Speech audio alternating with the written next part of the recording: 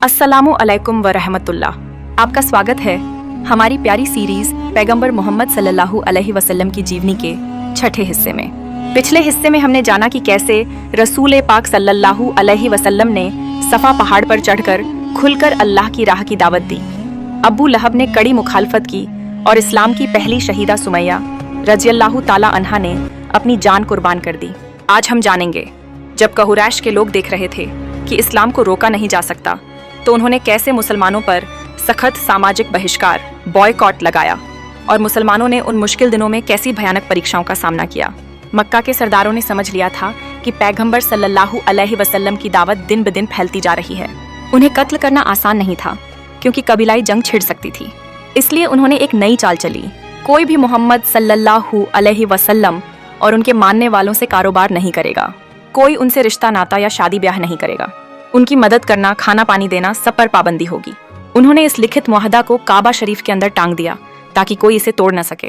इसके बाद रसूलुल्लाह सल्लल्लाहु अलैहि वसल्लम, उनका अहल बैत और तमाम मुसलमानों को अबू तालिब अपने कबीले के साथ मक्का से बाहर एक घाटी में ले गए। इस घाटी का नाम था शियाब अबी तालिब। यही मुसलमान 3 साल तक घिर कर रहने लगे। खाने पीने का सामान उन तक पहुंचाना बंद कर दिया गया। कभी कभी छुपकर कुछ रहमदिल लोग थोड़ा बहुत खाना पहुंचा देते, लेकिन ज्यादातर मुसलमान भूख से बिलबिलाते रहे। बच्चे भूख से रोते, औरतें बेबस नजरें उठाती। कभी कभी पत्तों का रस, सूखी खाल उबालकर, पेड़ों की जड़ें खाकर गुजारा करते। 3 साल का यह दौर इंतहाई सख्त था। बच्चों की चीखें भूख से गूंज उठती थीं। औरतों की आंखें आंसुओं से भर जाती जब वे अपने बच्चों का सूख चुका दूध देखती। लेकिन इसके बावजूद रसूलुल्लाह सल्लल्लाहु अलैहि वसल्लम और उनके सहाबा सब्र और ईमान पर डटे रहे। रसूलुल्लाह सल्लल्लाहु अलैहि वसल्लम के चाचा अबू तालिब ने मुसलमान न होते हुए भी उनकी पूरी हिफाजत की।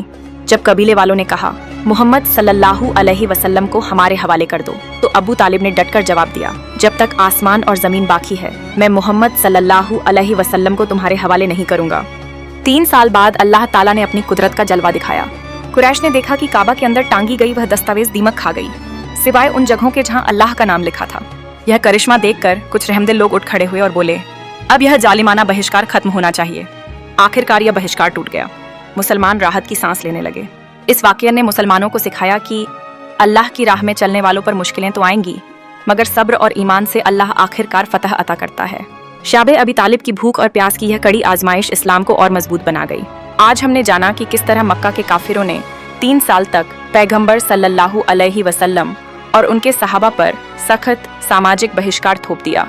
किस तरह मुसलमानों ने भूख और तकलीफें सही और कैसे अल्लाह ताला के करिश्मे से यह जालिमाना बहिष्कार खत्म हुआ।